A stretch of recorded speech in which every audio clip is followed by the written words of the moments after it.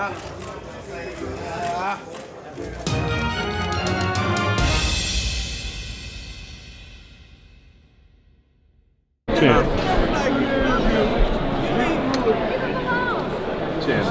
Tank Davis responded to you. He said that he don't like none of y'all that call him out. He wish he could see you in the room without boxing gloves. He don't want to do that. Listen. First of all, get this on camera. Shorty, keep it business, because I'm a monster in as well as outside of this ring. You do not want to make it personal. Believe me, your time is coming. When you see me move up to 130, just know your time is running thin. Your time is running real short, shorty. Don't ever play with me. Don't ever insult me and my integrity as an individual, as a man.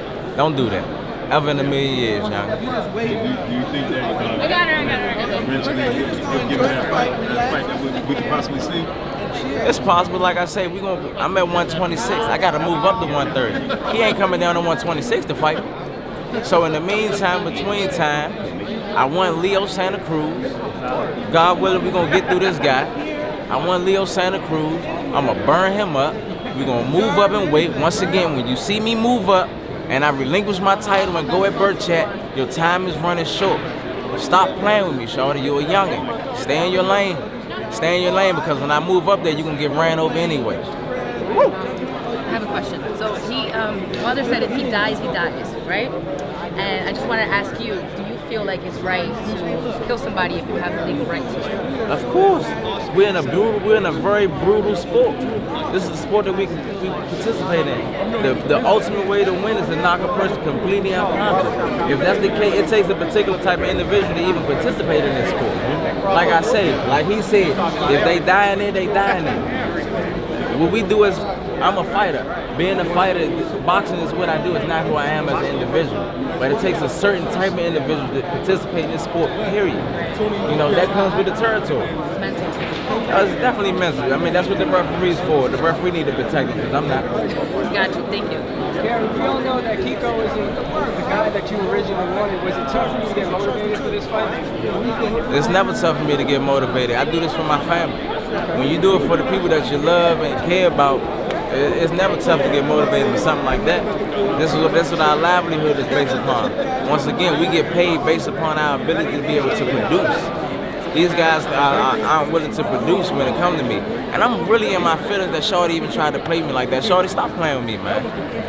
You kind of answered this, but I was going to ask if this could be your last fight at 126, but you're going to go for Leo. Oh, I definitely want Leo. The only reason why I'm at 126 is because I wanted to fight a Leo Santa Cruz. I want a unification match. You know, as of now, I'm the current longest reigning champion, hands down. You know, why is it that I haven't got a unification match? I've been held my title for the last 4 years. Why is that none of the other champions is willing to put their title up against me? You know, they made Leo Santa Cruz the mandatory challenger a few months ago. The WBC did. He opted to take a tune-up fight, but it's a little strange. If you're going to tune up for Mr. Gervonta Jr., why is it that you just fought an orthodox fighter? You're supposed to fight a southpaw fighter to get ready for me. I'm southpaw. I mean, so it's a lot of little stuff that comes with it. Hopefully the fans, you know, the managers, the promoters, and everything motivate these guys to get in the ring with me. Now you just called out Leo. I beat him very good in the amateurs. It's different between fights and this. I consider a fight is when both parties have equal chance at winning. It's not an equal chance at winning when it comes to that. Do you think the names you've been calling out recently, they'll step up to the plate? Hope so. Hope so. I ain't talking just to waste it. I'm talking for a particular reason. The people that I'm mentioning in my interviews are all the people that I want to fight. These are the people that in the sport of boxing that's in or around my weight division that's supposed to be doing something. I'm the baddest thing out here smoking. Come see me. It's simple. Hey, Champ, what are you hearing behind the scenes? Are you any closer to getting the Leo Santa Cruz fight? I'm not sure. I've known that behind us. Now you say what I'm hearing behind the scenes on the front street of everything. I know that the WBC made Leo Santa Cruz the mandatory challenger to compete against me a couple months back. You know, so I mean, I don't know. Politics plays a big part of everything, and sometimes fear plays a big factor of it. I don't know if it's I don't know if it's Leo Santa Cruz that don't want to take the fight, or if it's his team that don't want to take the fight, or etc. That's the fight that I want. It's simple. How did this whole you and Tank thing even start? Was it a social media thing? It ain't no social media, it ain't none of that. I just told you, I want to fight any of the guys that's supposed to be doing something in my particular division or around my division. It's Leo Santa Cruz, Gervonta Tank Davis. They're the only guys that's in my division or around my division that has the ability to make the fights happen because we're on the same side of the fence. A lot of these other guys, they were top rank and all that, and everybody knows the politics that come into it. So nah, it ain't got nothing to do with that. But shorty, don't make it personal. Once again, stop playing with me. Based on you being pro, Gervonta Tank Davis, who would be third in line? You know that you would step up and take if the fight presents itself. Well, to be honest with you, to be 100% honest with you, I will have to fight Burchett first. Yeah. I will have to fight Burchett first because in order for me to be able to compete against the Gervonta Tank Davis, I have to work my way up the rankings in whatever particular sanctioning body that he has his title in. But because I'm the WBC champion, I can immediately relinquish my title and challenge the champion at the next weight division. So that would be Burchett. Now, once I get my title from Burchett, then, like I said, I'm on your ass. Tank, I'm on you. Stop playing with me, Shard. Where, based on where you're from, the DMV, and where Tank's from, where would be a good venue for that fight? DC. DC? DC. What We'll venue? do it at the Redskins Stadium. Watch the Redskins Stadium. They hold I don't know how many seats. Ooh. But I mean it's more than enough room for everybody, for the DMV to come through and watch it and watch me make sure he look like the youngin' that he is. Intellect over athleticism. After about 4 rounds he'll be lost. He's nothing but a good athlete, a strong athlete. People win fights off of just pure athleticism because they're faster, they stronger, they hit harder, not because they're technically better. I do whatever I want with them. What did you think of Berchelt's last fight with Vargas, the rematch? I didn't even watch it. You didn't get to see it? I honestly don't watch boxing very often. I didn't see his fight. I seen a clipping or something, I think on Instagram or something like that. You know, but that was about it. I pay attention to him when I plan on moving up in weight. Like I said, when you see me get my strap up and move up to 130, Tank, your time running short, Sean. How have you been able to control that dynamic that you have? You know, coming in once again, seeing like you don't have no ring rust, but still going in there, round after round, up in your punch out foot. Because, you know, I'm not one of these guys that when they get off of a fight, they blow up to 160 or 130, 145 or whatever it is. I don't blow up in weight. My weight don't fluctuate. I stay in the gym. Boxing is, I love what I do. I love my career. I love my profession. I'm always in the gym. Even when I'm done fighting, I still be in the gym training. I still be working out. You know, I think it's something that's so intimate that no one else benefits from but yourself. Just putting the time and the energy and effort into yourself. A lot of people, they take off for that. After their fight, they'll take off. They take off for putting that time and energy into themselves. I don't take that off.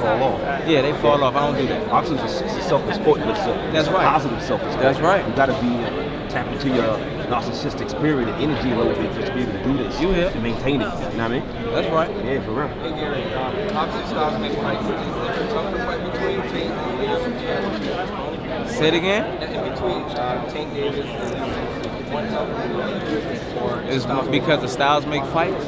Nah, one isn't tougher than the other. The toughest competition that there will be is me preparing myself to the best of my ability. Once again, I never focus on my opponents that much. You know, with Tank, intellect will kill him all day in the paint. He just want to go out there and throw hard punches. Intellect over athleticism all day. With Leo Santa Cruz, like I said, he's a rock'em sock'em robot. He just tucks his head and just throw punches. He'll go to sleep. Gary, I always was curious about this. You obviously come from a fighting family. Who was the first in your family to fight? I had an older brother that competed, Gary Jones. Okay. And he was a boxer. He actually fought for Fernando Vargas and all those guys back when. He was actually he went to the furthest he went was to the Olympic trials and etc. He was the first to fight. Actually, my uncle Bob Foster. People who don't know that, Bob Foster was an uncle of mine. Really? So people don't even know that. Wow. My father was a fighter. Mm-hmm. You know, he was actually getting ready to compete for a world title in the heavyweight division. Then he got into a hunting accident, you know, and that was the end of that. But he lived through us. We lived through him. So you were the first Olympian/world champion in your family? Of course, but we got many to come, you know. I have another Olympian, Gary Antoine Russell, who just came from the 2016 Olympics. We also have Gary Antonio Russell, who is about to try to make his run for a world title very, very soon. And he oldest. Oh yeah. He oldest. All fast too, bro. Oh yeah. And genetics is a bad thing, man. I was just going to ask you where that speed come from. Yeah. Man, I told you we was born to do this, man. We was born to it. You know, genetics is serious, man. Ethnicity, man. My ethnicity, I pour my energy from my ethnicity. Melanin is a bad boy. Melanin is a bad boy. For the people who don't know, you better start thinking and get in those books and look that word up in the dictionary, son. How was that sparring between you and your brothers? Growing up and all of that, was it always intense? It's fun. Iron sharp as iron. We really don't spar a lot. It's funny though. My father, he real good at this. My younger brothers, they young lions. Yeah. They young lions and they coming hard and they coming strong. Yeah. You know, so my father, he do little slick stuff. He'll make me do a whole entire workout. You know, and as soon as I'm finished my workout, and I'm thinking I'm about to take my gloves off and finish, he said, oh no. Antonio and Antoine, glove up, y'all about to spar. And then he'll stick them both on me on the back end of the train. You know, so, you know, and they come full throttle too, you know, so. Iron sharp as iron, man. We learn from each other. We pull our energy from each other. You know, so it's great, man. We moving as a force. We move as a unit, and the sky's the limit. Hey, Champ, let me ask you. I know that you woke. I know that you in touch. Do you go back to the motherland? I'm looking forward to it. I'm planning on it. I'm definitely planning on. That's a trip that we're going to. I was actually a little jealous of my little brother. Tweety, where you go? He went to Morocco, and I was in my feelings because I wanted to go so bad. Hey, that's so bad. That's the birth of everything. But it's cool, you know, for a lot of people that don't know, even in the United States, we're still living under Moroccan embassy, the Moroccan Empire, and all of that stuff, the people who really don't know. So, Can you do me this? For those who are not familiar with your brothers, can you introduce them by name or let them introduce themselves? oh, well, once again, to people who don't know, I'm the oldest of 6 boys. All of us are named Gary. So don't try, and this is the thing though. Yeah. This is the thing. A lot of people don't know. They try to play with us and say Gary to see if we're all together to see who will respond. Right? Yeah. But we got a trick to that. Word? Everybody else goes by their middle name except for me and my father. Okay. You know, so this would be Gary Antonio. He goes by Antonio. Peace, God. Gary Allen, who goes by Allen. Gary Antoine goes by Antoine. You know, we got a couple more back at home. You know, Gary Derrick, Gary Isaiah. You know, so it's a mean thing. It's mean, man. We moving as a force. We moving as a unit, man. Like I said, the sky's the limit. Put trivia question. Who got the faster hands? Don't ask me no divisionary question like that. Right. Come on. I expect that from somebody else from a different ethnicity. But don't ask me a divisionary question like that. How you deal with the duality of being a father and a world champion? How did that? Oh man, that gotta be rough, man. No, like I said, it's not. boxing's a narcissistic My babies understand that the DNA and the pedigree in which they come from. So they understand that because their daddies are champions, that means that their uncles were champions. Even if they don't have a strap, internally they champions. My babies know that they're champions. My babies look at themselves as champions. My daughters, and as well as my son. That's just what it is. That DNA is something that's gonna live through every one of them. You know, so it's me. We don't watch television very much because there's not very much substance that comes on TV. You know, we tend to sit home and talk and chill with one another versus look at TV, reality shows and stuff like that. Yeah, we focus. We always we real internal. Yeah. Okay. Are you guys vegan? Nah, we not vegans. You know, we dip and dab here and there. We dip and dab here and there. Sometimes I might just go and eat nothing but vegan food for about a week or so, or etc. You know, but we back and forth. Our diet is real good. You know, we eat good, we eat healthy, we strong. You got the 3 brothers from Veggie Castle here. Y'all tried it out yet? Nah, we haven't tried it yet. Right here. We haven't tried it yet. But I know when I am gonna eat, I got a good friend, you know, we're gonna definitely get some good oxtail, you know, and all that. So it's definitely going down. Do you want your son to become a boxer? And as far as the brothers, I actually got two sons. I got two sons for the people that don't know, you know. And his name is Gary. Both of their name is Gary as well, but they go by their middle names. One of my sons' name is Haru. And my youngest son, I just had a set of twins, for the people who don't know, a boy and a girl, you know, and I named them Layla and Ali. So my youngest son, his name is Ali, even though his name is Gary. He would go by Ali, and my other son goes by Haru. And when did the three brothers know that they were going to be boxing? Say it one more time. When did all three of you guys know that you were going to be boxing? I mean, from we would, you gotta understand, man, we were naturally aggressive children anyway. This sport was something that was perfect. It was tailor-made for me and my family. We were naturally aggressive. We needed something to channel and target all of this energy that we possess, you know, and it was perfect. It worked out perfect. Do you have an option of putting your, just curious, do you have the option of putting your face? Oh, don't worry, I'm about to swap it out. I'm about to swap it out. Just to let you know, it's gonna get swapped out. Okay. You were at the Julian J. Rock Williams Hurd fight. What'd you make of that main event? Like I say, intellect over athleticism. That's what I like Jared Hurd. You know what I'm saying? Jared Hurd, he's a good friend of mine. He's from the city. I know him personally. We got good camaraderie with one another. He's real cool. He's real cool, but Jared is he's a big, strong, good athlete. You know, and he's been winning fights off of athleticism, not more so off just the technical side of it. You know, intellect is definitely something. In most cases, it's not the biggest, it's not the strongest, it's not the fastest. It's the smartest person. It's who can think their way out of the situation or into the situation. You know, and I think that's what won J-Rock that fight. I take my hat off to him. He did a hell of a job. You're a cerebral fighter. Oh yeah. You're a cerebral fighter yourself. Do you have any like legendary fighters that you just like really your go-to fighters in history? I know it's not a go-to type fighter, but I always like Sugar Ray Robinson. I always like Mildred Taylor. I always like Hector Camacho. You know, I like the Hector. I like a lot of the older fighters. Okay. You know, I like a lot of the older fighters versus the new generation of fighters. You know, I don't even watch boxing that much, especially now that I'm actually full-fledged all the way into it.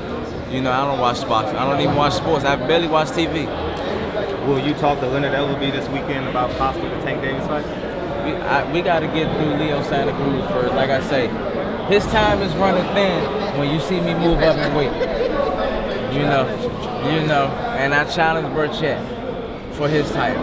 You know, right now, I want Leo Santa Cruz. He's in the division in which that we're in. That's the fight that we want. We want Leo Santa Cruz. We want a unification match before I move up in weight. The fight that we want. Of course. That's the fight that everybody wants. Now, Gary, you guys, your family is symbolizing strength, unity, you know, things of that nature. I know you said you don't watch TV. There's a lot of division on TV that teaches our kids. Would you be willing, you guys as a family, to show something different on TV? I mean, the biggest thing is to live by example. You got to live by example first. You know, even when you go on the airplane, they tell you, in case of loss of cabin pressure, oxygen masks were deployed. Put on your mask first and then assist others. You know, so you have to, you know, we live by example. You know, I think that's one of the best ways to do it.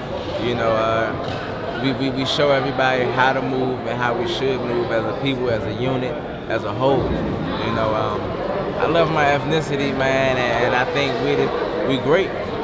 We greatness in motion all the way around the board. Now, when you beat Leo Santa Cruz in the amateurs, he wasn't Leo Santa Cruz as we know him. Do you remember anything particular from that fight? Like his skills or anything? Yeah, he fight exactly the same as he does now. You know, so you haven't... He fight exactly the same way that he does now. A lot of these guys that you see, they are one-dimensional. They're good at only doing one thing. You know, and if that one thing has been working for them for so long, they have no reason to change it. That's what's been happening with a lot of these guys. You know, I can be just as efficient boxing a guy and keep him at arm's distance, and as well as me closing the distance and fighting in the phone booth. I'll still be as equally as efficient. A lot of these guys don't have the ability to do that. So yesterday y'all was at I'm a complete free agent. Complete free agent. No manager, no promoter, nor am I locked in with any network. Yesterday I was up in Brooklyn, DC Gym, right? Doing the media workout. I was asleep and sick, so I couldn't make it. So I made sure I had to be here today. Do y'all plan on doing another workout before fight? Nah. Fight night? Nah, not at all. Okay. Not at all. We're gonna lay back. We're gonna lay back. Yeah. You know it. For clarity purposes, the brothers that on the undercard. You are Gary Antonio Russell. Okay. All right. You know what I'm saying? Your weight division. I'm bantamweight, 118. Now, let me ask you, Champ. What's the And hardest hold thing? on, one more second. We also got Gary Antoine Russell, and I'm junior welterweight, 140 to clarify. And you can never forget, this is the one that started it all with me for real, Gary Allen Russell, who actually holds the mitts for me as well as all of my younger brothers as well. You do a great job, too. Man, I watched him last night. He do a hell of a job at it, you know. And his IQ has even picked up as being a coach versus to transferred over from a coach to a fighter now. You know, so his IQ is even picking up some of the things that my footing might be a little off, or I might not be completely stepping or bringing my hands to where it's supposed to be. He keeps me where I need to be. Oh yeah, as he should. Oh yeah. What's the hardest thing between now and the fight? The hardest thing between when? Between now and the fight. You know, now and the fight? Yeah. I know you get anxious to get to the fight. Figuring out what I'm gonna eat, I guess. But I already got that figured out, as you can see. You know what I'm saying? So we good to go. Champ, I appreciate you. Appreciate you. Peace and blessings to you. So if you enjoyed this video and want more content like this on the channel, you can show your appreciation by going to the PayPal donate button or the YouTube support button, and you can donate any amount that you feel is equivalent to the value of this video. Much more to come. Thank you guys for your support. Boxing Ego, the future of boxing.